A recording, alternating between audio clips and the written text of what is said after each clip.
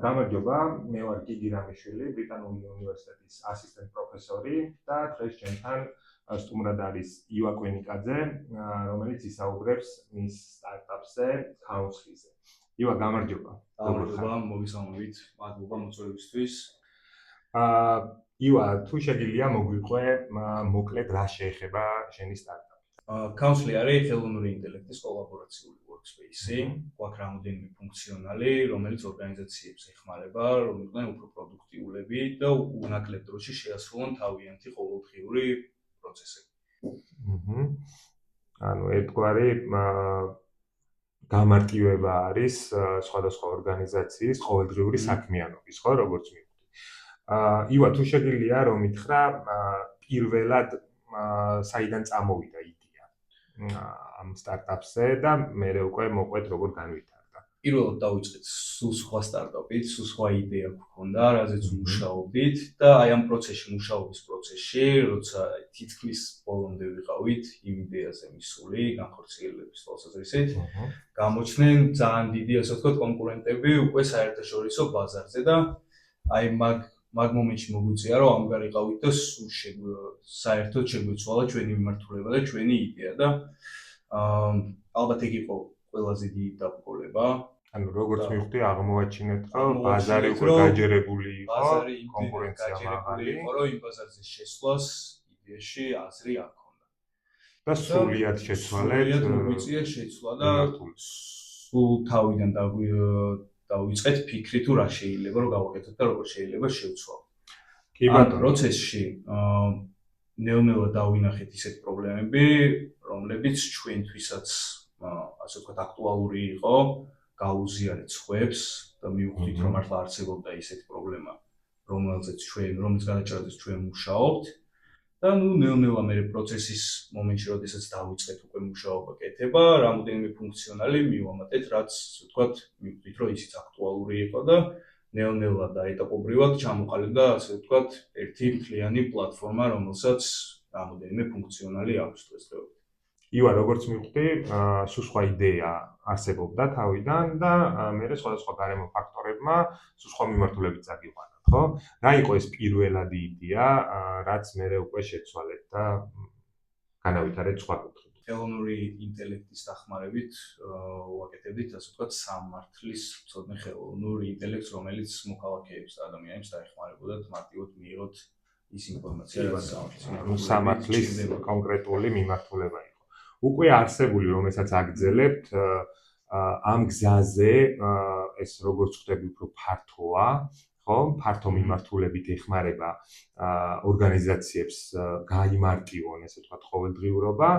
ამ გზაზე თუ შეგიძლია გითხრა, რა გამოწვევები იყო, რა სირთულეები იყო და თუ იყო საერთოდ ესეთი, თუ გახსენდება გზად ესეთი მნიშვნელოვანი, ვთქვათ, დამაბრკოლებელი ფაქტორები, რაც გადალახეთ ცხადია, იმიტომ რომ დღეს უკვე ამაზე ვსაუბრობთ. სიმართლე ვთქვა, რაღაცა ერთი ასე ვთქვათ, დაბრკოლება არ მახსენდება, მაგრამ ყოველდღიურად არის ისეთი დაბრკოლებები, რაც სუნთლიანობაში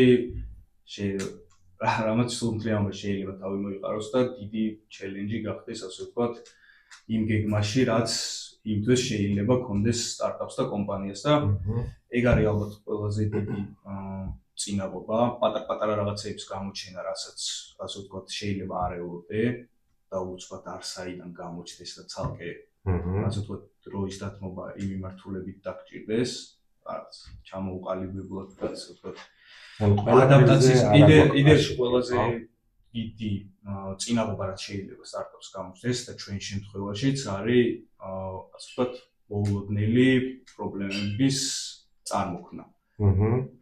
ის გადასაჭრელად ალბათ ძალიან სხვანაირი ფიქრი და სხვანაირი, ასე ვთქვათ, ადაპტაციის საჭიროება. კი ბატონო, მადლობა. ანუ როგორც ხვდები, ამ ეტაპზე ყველა პროცესზე და ყველა მიმართულებით პასუხები არ არსებობდა, ხო? მაგრამ პროცესში სწავლობდით. თითოეულ გამოწვევას უმკლავდებოდით სხვადასხვა ინოვაციური მიდგომით.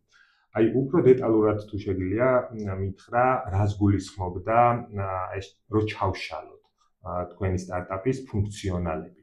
აი რა მიმართულებით ეხმარება ორგანიზაციებს გაიმარტივონ თავიანთი ყოველდღიურობა. რა ფუნქციონალები აქვს? ერთი პირველი არის ციფრული ინფორმაციაზე წვდომის გამარტივება, რაშიც იგულისხმება, რომ ორგანიზაცია შეუძლია თავიანთი ციფრული ინფორმაცია ატვირთონ, რაც აქვს მთლიანი ბაზა და ხელოვნური ინტელექტი ამ ციფრულ ინფორმაციას შიდა ორგანიზაციულ ინფორმაციას ამუშავებს და შემდგომ ეხმარება ხელოვნური ინტელექტის დახმარებით, რომ გამოიყენონ ასე ვთქვათ, ბევრად მარტივად იყოს მისაწვდომი ეს თავიანთი შიდა ინფორმაცია, რაც შეიძლება გადაკარგული კონდეთ რამოდენიმე სხვადასხვა სერვერებზე იყოს, გაერთიანებულ თავმოყრა, რომლის თავმოყრის შემდგომაც ხელოვნური ინტელექტი ეხმარება, რომ მარტივად მიიღონ წვდომა ამ ინფორმაციაზე და ასევე ის ინფორმაცია გამოიყენონ, რაც შეიძლება პროდუქტიულად. მეორე ფუნქციონალი არის შეხვედრების ჩამწერი, რომელიც ორგანიზაციებს ეხმარება დიდი შეხვედრების დროს ჩაიწეროს, ასე ვთქვათ, ოქმი გააკეთოს ტრანსკრიპტი და ამ შეხვედრიდან მარტივად გააკეთოს დავალებების ავტომატიზაცია, როგორც არის დაუშვათ მე ჩემ პარტნიორს უთხრა, მაგალითად ფინანსური ანალიზი გჭირდება ხვალისთვის. იმახსოვრებს ავტომატიზაციას აკეთებს და მე ამ ავტომატიზირებულ დავალებას თავს უყრის მესამე ფუნქციონალში, რაც გვაქვს, ასე ვთქვათ, team management-ის ადგილი. აი ამ პროცესში, რასაც ახლა მიყვები, რა იყო კონტაქტების და ნეტვორკინგის როლი, თუ შეგიძლია ამაზე უფრო დეტალურად მითხრა, აი როგორ დაგეხმარა, რომ თავიდან ეს პროცესი, სადაც იდეა, ასე ვთქვათ, მარტო დაიბადა, ხო? ანუ რამოდენიმე ვიწრო, ასე ვთქვათ, რამოდენიმე ადამიანის შორის და მერე უკვე პროცესში ბევრი ადამიანის ჩართულობა იყო სავარაუდოდ წარმატების განმაპირობებელი. აი ნეტვორკინგის და უშუალოდ კონტაქტების როლზე თუ შეგიძლია გითხრა პროცესში. ძალიან დაგვეხმარა თავისთავად. ნეტვორკინგი, რა თქმა უნდა, უნიშნავანესი არის ბიზნეს სფეროში, მაგრამ არა მარტო ნეტვორკინგი ძალიან მნიშვნელოვანი არის ახალგაზრდებისთვის, ვინც პირველად იწყებს ასე ვთქვათ თავიანთ სტარტაპს, თავიანთ საქმეს, არა მარტო ნეტვორკინგიდან, ნეტვორკებზე წვდომის მიღება, არამედ ასე ვთქვათ, სწორი მენტორის და მენტორინგის პოვნა, რომ არ დაუშვან ის შეცდომები, რაც შეიძლება დამწყებმა დაუშვას, ამ გამოცდილების ისეთი ადამიანები და ისეთი ასე ვთქვათ, დაუშვათ ადამიანების ჯგუფი, რომლებიც ეხმარებიან არა მარტო ნეტვორკინგში და შესაძლებლობების ასე ვთქვათ, გაზრდაში, არამედ ასევე ეხმარებიან თავიანთი გამოცდილების გაზიარებას. ამ იდეასთან ერთად რა იყო იმისთვის საჭირო, რომ სისხლში მოგეყვანათ, ასე ვთქვათ, თქვენი იდეა, რა დაგეხმარათ, რა გარემო ფაქტორები და მოცემულობა. თავიდან ალბათ იწყება ყველაფერი თეორიით, თეორიული ცოდნით, იმ განათლებით, რაც საჭირო არის დაიწყო და მართლა შენი იდეა მე რეაქციო პროცესად, ასე ვთქვათ, შექმნის იდეიდან კომპანიის შექმნის პროცესში გადასვლისთვის უნიშნავანია განათლება. უნივერსიტეტი დაგვეხმარა იმაში, რომ მიგვეღო რაღაც თეორიული ცოდნა და შეგვექმნა ბაზა თუ როგორ შეიძლება ჩვენი იდეა ვაქციოთ სრულყოფილ პროექტად და სრულყოფილ კომპანიად ჩამოგვეყალიბებინა. განათლების, ასე ვთქვათ, მაგ თეორიული ცოდნის და ფუნდამენტის მიღების შემდგომ მე და ჩემმა ასე ვთქვათ, თანამფუძნებელმა დავიწყეთ ჩვენი იდეის გარშემო დემო ვერსიის შექმნა და მოგვიწია თავიდან ყველაფერი ტექნიკური ამბების ეს სწავლა, ჩვენი დაგვეწყო და მართლა არ ყოფილიყო ეს უბრალოდ სიტყვები და იდეა, არამედ უკვე ყოფილიყო რაღაც ისეთი, რისი ჩვენებაც შეგვეძლებოდა იმ ადამიანებისთვის, ვისაც გვინდა და ჩვენება და ვისი აზრით გვაინტერესებდა თუ მართლა ხედავდნენ პრობლემაზე თუ გამოიყენებდნენ ესეთ ასე ვთქვათ პლატფორმას და ესეთ კომპანიას. როდესაც თავიდან ეს პროცესი დაიწყო, იდეა გაჩნდა, ხო? მერე განვითარდა, ესე ვთქვათ, მე როგორც ვიცი, დაფინანსება მოიპოვეთ და ეს ცხადია დაგეხმარებოდათ ამ პროცესების წარმართვაში, ხო? თუ შეგიძლია უფრო კონკრეტულად გითხრა, აი რა საიდან იყო ეს დაფინანსება და რა როლი ითამაშა თქვენი სტარტაპის, ესე ვთქვათ, წარმატებაში. წარმატებაში დიდი როლი ითამაშა. ჩვენ ასე ვთქვათ, უნივერსიტეტისგან აი საუბარი როცა მქონდა თეორიული ცოდნა მივიღეთ და უკვე დავიწყეთ, ასე ვთქვათ, ამ იდეის განხორციელება და ჩავერთვით პროცესში კომპანიის და პლატფორმის შექმნაში. ამ მომენტში გამოჩნდა რამოდენიმე აქსელერატორი იყო, რომლებიც ასე ვთქვათ, გიტასგან იყვნენ დაფინანსებულები და გამოცხადებული ჰქონდათ მიღება. ჩვენმა უნივერსიტეტმა მაგ დროს დაიწყო პარტნიორობა სტარტაპ ბუთკემპთან, რომელშიც ჩვენ ახლა ვართ და მოვხვდით, ასე ვთქვათ, აქედან გავიცანით, როგორც ჩვენი უნივერსიტეტის პარტნიორი, წარუდგინეთ ჩვენი იდეა, ასე ვთქვათ, გავაცანით თუ რაზე ვმუშაობდით და რა იყო ჩვენი გეგმები და შევიტანეთ ამის შემდგომ მათ MVP-ს კოჰორტში განაცხადი, რომელშიც მოვხვდით და ეხლა რთული იყო ეს დაკმაყოფილება იმათი მოთხოვნების, როგორ გახსენდება ეს პროცესი? რთული იყო თავისთავად იდეაში რაღაცა. ყველაფერი რაღაც დონეზე რთული არის, მაგრამ თუ სწორად მივდექი და თუ სწორი გუნდი ყავს და თუ მართლა ისეთი ხედვა გაქვს, რომელიც იცი რომ გაამართლებს, ჩემი აზრით ეს ძალიან ამარტივებს და ეს მიღწევა არ იყო მარტო ის, რომ აი მოვხვდით და ეს უკვე ის შეგვიძლია გავჩერდეთ. უფრო ბიზგი იყო, იმიტომ რომ რაღაცა შენ შეიძლება და შენ გუნდს ჯეროდეთ, რომ თქვენი ხედვა მნიშვნელოვანი არის და მართლა ძალიან საინტერესო პრობლემას ჭრით და საინტერესო კომპანიას აყალიბებთ, მაგრამ მაინც ასე ვთქვათ, ძალიან საჭირო არის ვალიდაცია იმისი, რომ მართლა სწორი მიმართულებით მიდიხართ და ერთი იყო წარმატება ის, რომ რამდენ კომპანიას ვლაპარაკეთ, იმათ მართლა ჰქონდათ ეს პრობლემა და საჭიროება იყო ჩვენი, ასე ვთქვათ, რაზეც ვმუშაობდით იმაზე და მეორე ეს, ასე ვთქვათ, აქ ჩვენი შესვლაც ამ სტარტაპ ბუთკემპის MVP კოჰორტშიც იყო, ასე ვთქვათ, მეორენაირი ვალიდაცია, რომ რაღაცა ყველა ერთი რომ ფინანსური დახმარება, მეორე რომ მოსაწონია ეს რაღაცა, ასე ვთქვათ, ორივე მხრიდან და ბევრად ისეთი ბიძგი არის და სამოტივაციო ამბავი არის, რომ რაღაცა ყველა არაკეთებ და მართლა, ასე ვთქვათ, დაიფასდა. საინტერესოა. აი, ამ პროცესში როდის იგრძენით თუ გახსოვს ის მომენტი, რომ აი თქვენმა იდეამ გაამართლა და ეს უკვე წარმატებისკენ მიდის და არა, თქვათ, აი პირველი შემთხვევა რომ მითხარით, რომ უკვე არსებული ბაზარი გაჯერებული დაგვდათ და მოგიწიათ, თქვათ, იდეის შეცვლა. აი ამ არსებულ кейსზე ხა სტარტაპზე ვსაუბრობთ, როდის იყო თუ გახსენდება ესეთი მომენტი, როცა იგრძენით, რომ აი ეს იდეა გაამართლა უკვე წარმატებულია და ჩვენ შეგვიძლია გავაგრძელოთ სვლა. არ მახსენდება სიმართლე თქვა ესეთი რაღაც მომენტი, რომ აი შევდა ეს ჩვენი სტარტაპი წარმატებული არის და გაამართლებს, იმიტომ რომ თავიდანვე მაგ შემართებით ვიყავით, სანამ სტარტაპ ბუთკემპში მოხვდებოდით, სანამ რაღაც დაუშვათ მომხმარებლებს დავაპარაკებოდით და თავიანთ, ასე ვთქვათ, სურვილს გაგვიზიარებდნენ, რომ ამართლად საინტერესო არის და სულს ესეთი პლატფორმის გამოყენება. თავიდანვე მაგ შემართებით დავიწყეთ, რომ წარმატებული კომპანია და პლატფორმა უნდა გაკეთებულიყო და ალბათ მაგიტომაც არ მახსენდება. და ჩემი აზრით კიდევ ძალიან ბევრი სამუშაო, ძალიან ბევრი, ასე ვთქვათ, ბევრი რამ უნდა გავაკეთოთ, რომ მართლა წარმატებული, ასე ვთქვათ, დაუძახოთ, დაერქვას. ჯერ მაინც, ასე ვთქვათ, მუდმივ განვითარებაზე განვითარება არის და ასე ვთქვათ, ძალიან ბევრია იმისთვის გასაკეთებელი, რომ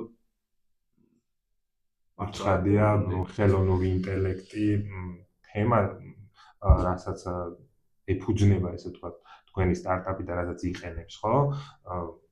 ფაქტია და მოცემულობაა დღეს, რომ ესეთი კითხვები უფრო მეტია შეიძლება ვიდრე პასუხები, ხო? თუმცა ყოველდღიური განვითარებით და სწავლით და ვთქვათ, გზების პოვნით მიიღწევა წარმატება, ხო? კი და ალბათ არა მარტო ის, რომ ყოველდღე უნდა ისწავლო და ასე ვთქვათ, ახალ-ახალი რაღაცა აკეთო და უფრო ადაპტაციის უნარი გქონდეს, რომ მართლა ბოლომდე მიიყვანო და წარმატებული გახადო სტარტაპი და კომპანია. არამედ ალბათ ფსიქოლოგიური მომენტი, როგორც დავიწყეთ, რომ იქნებოდა წარმატებული და რაღაც ჩვენ ერთმანეთს ვენდობოდით და ჯეროდა იმ ხედვის, რაც გვქონდა ერთობლივად. ალბათ ეგ იყო ერთ-ერთი უმნიშვნელოვანესი განპირობება, როგორც ანუ აქ მისვლამდე, რომ იქ ჩემი აზრით ძალიან ბევრი მაგალითად იმ ცვლილების ეტაპზე გაჩერდებოდა. ვისაუბრე ძალიან ბევრი გაჩერდება. იო ეს ძალიან საინტერესოა. აი თუ შეგვიძლია თანადამფუძნებელი ახსენოთ, აი გუნდურობის როლზე, აი გუნდის როლზე, აი ხო არ იყო რომ რაღაც ერთმანეთს ასე ვთქვათ мотиваციას აძლევდით და აძლიერებდით ამ პროცესში, აი ახსენე რომ ბევრი გაჩერდებოდა. აი გუნდმა და ასე ვთქვათ გუნდურობამ რა როლი ითამაშა ამ პროცესში, რომ დღეს თქვენ ახლა აქ მოხვედით და იქ არ გაჩერდით, სადაც პირობითად ბევრი შეჩერდებოდა და თავს დაანებდით. ძალიან მნიშვნელოვანი არის ალბათ ისეთი გუნდის ყოლა, რომელიც როცა შენ დაუშვათ არ ხარ რაღაცა мотивация დავარდნილი გაძლევს და ასე ვთქვათ ის როცა იგივე მომენტში არის, შენ რისკს აძლევ და რაღაცა ასე ვთქვათ ეს მოკლედ ერთ-ერთი უმნიშვნელოვანესი არის, რომ ისეთი გუნდი ყავდეს, რომელიც ავსებს ხო რაღაცა ერთმანეთს. ანუ არ მარტო ავსებს და რაღაცა მაგ ბიცკის მიცემაში ეხმარება, არამედ რაღაცა ბოლომდე ენდობი და იცი რომ თუ რაღაც შენ გაგიჭირდა დაუშვათ შეუძლია რომ მოგეხმაროს და იმან გააკეთოს იმას თუ უჭირს შენ გააკეთო და არა მარტო ის რომ ბიცკის მიცემა და ის ასე ვთქვათ ასევე ჩემი აზრით გუნდი ერთმანეთს უნდა ავსებდეს. შეიძლება ერთს გამოსდიოდეს ეს კარგად, შეიძლება მეორეს გამოსდიოდეს ის კარგად და ასე ვთქვათ ამითი უკვე იქნებოდეს სრულყოფილი გუნდი და სრულყოფილი შესაძლებლობა რომ მართლა რაღაცა სერიოზული განვახორციელოთ და შეიქმნას. მადლობა. ივა, როგორ უყურებ სამომავლო გეგმებს? აი მესმის რომ ხელოვნური ინტელექტის ეპოქაში რთულია რაღაცის პროგნოზირება, ხო? თუმცა აი სტარტაპის კუთხით რომ თუ შეგვიძლია რომ მითხრა, აი რა არის შემდეგი ნაბიჯები, რასაც გიგმავთ, რაც გინდათ რომ შეცვალოთ ან დაამატოთ, გაუმჯობესოთ, ასე ვთქვათ, სამომავლო ჭრილში, არ გულისხმობ ძელვადიან სურათს, აი შემდგომ ნაბიჯებზე თუ შეგვიძლია რომ გითხრა ორიოდე სიტყვით. ჩვენთვის ყველაზე მნიშვნელოვანი არის რომ ისეთი პროდუქტი შევქმნათ, რასაც ორგანიზაციები გამოიყენებენ და არა მარტო გამოიყენებენ. ჩვენი პროდუქტი იქნება აი მაგალი ხარისხის და ასე ვთქვათ ბოლომდე სრულყოფილი. სამომავლო გეგმებზე რო ვისაუბროთ, ჩვენ ჯერჯერობით ვიწყებთ ასე ვთქვათ საგამართლებლო დაწესებულებების საგამართლებლო კონკრეტული სეგმენტი გაქვს არჩეული, რის მიმართულებითაც ჯერჯერობით მივდივართ. ამ ასე ვთქვათ სეგმენტში ბაზრის ათვისების ну, რა თქმა უნდა, როგორც ყველა სტარტაპი და კომპანია გვაქვს რაღაცა მაჩვენებელი, რომელიც ჩვენთვის მისაღები იქნება. ამ ბაზრით გაზომავთ, ასე ვთქვათ, რომ ჩვენ წარმატებას ამ ბაზრის ათვისებას. ამის შემდგომ გვინდა რომ ნელ-ნელა გადავიდეთ სხვა სექტორებში და სხვა ბიზნეს სექტორებში, იმიტომ რომ ხედავთ მიგვაჩნია რომ ჩვენი პლატფორმა, ასე ვთქვათ, ყველა ბიზნეს სექტორს და ყველა ორგანიზაციას დააკმაყოფილებს და ეხმარება, ასე ვთქვათ, არა მარტო ერთ სეგმენტს და ერთ ბიზნეს სექტორს, არამედ ყველა ბიზნეს სექტორში კომპანიების და ორგანიზაციებისთვის იქნება გამოსადეგარი. პროექტს რო წარმატებული დავარქვათ, ესე ვთქვათ, რა არის შენი აზრით ინოვაციების როლი აქ და რამდენად მნიშვნელოვანი? უმნიშვნელოვანესი იგი ინოვაციის და მომავლის ხედვის, ასე ვთქვათ, აღქმა, ხო? აღქმა.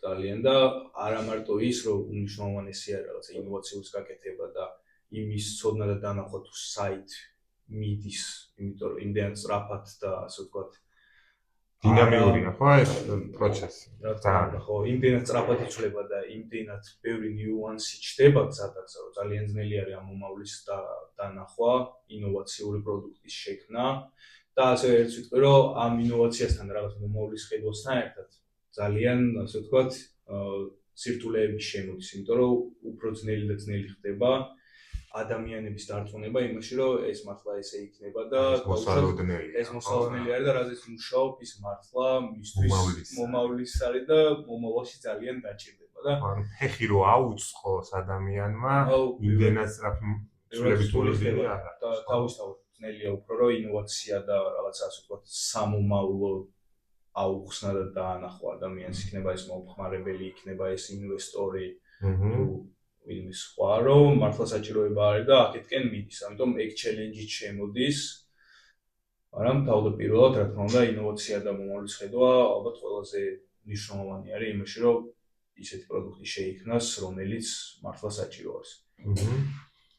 ივა, შენ ახსენე, რომ სტარტაპი ამ ეტაპზე ორიენტირებულია საგანმანათლებლო სექტორზე და შემდეგ უკვე იგეგმება სხვების ჩართვა და გაფართოება. თუ იგეგმება საქართველოს ფარგლებს გარეთ გასვლა და უფრო დიდ მასშტაბებზე თუ არის ესე ვთქვათ, გასვლა დაგეგმილი. რა თქმა უნდა, ამბიცია გვაქვს სამომავლოდ, რომ შევძლებთ და სურვილიც და ამბიციაც გაგვაჩნია იმის, რომ საერთაშორისო ბაზარზე გავიდეთ. ამ ეტაპზე ორიენტირებულები ვართ მართლა, რაც შეიძლება კარგი და ხარისხიანი პროდუქტი შევთავაზოთ ჯერ საგანმანათლებლო დაწესებულებებს, შემდგომ გადავიდეთ სხვა ბიზნეს სექტორებში, რადგან იმდენი დეტალი და იმდენი ნიუანსი ჩდება ამ პროცესში. შეიძლება რაღაც მოულოდნელ ძალიან ძნელია განსაზღვრა თუ როდის შეიძლება, ასე ვთქვათ, ამ ბაზრიდან იმ ბაზარში გადახვიდე, შემდგომ საერთაშორისო ბაზარზე გახვიდე, ამიტომ ამბიცია პროცესი აჩვენებს. სამომავლო გეგმაში რა თქმა უნდა ამბიცია გვაქვს იმის, რომ საერთაშორისო ბაზარზე გავალთ. ამ ეტაპზე იმდენად ფოკუსირებულები ვართ, ასე ვთქვათ, ახლო გეგმაზე უფრო, რადგან ეს იქნება იმის გამომპირობებელი, ჩვენ შევძლებთ თუ არა საერთაშორისო ხარისხიანად, ასე ვთქვათ, გავყვეთ პროცესს საერთაშორისო ბაზარზე გასვლას. ივა, ძალიან დიდი მადლობა. საინტერესო იყო შენთან საუბარი და ეხლა რაზეც ვისაუბრეთ, მეც წარმოდგენა შემექმნა თუ რას აკეთებს სტარტაპი და მინდა გულით გისურვო წარმატება შემდგომ ასპარეზებზე. ასევე გიგი, მადლობა კიდევ ერთხელ მოწვევისთვის.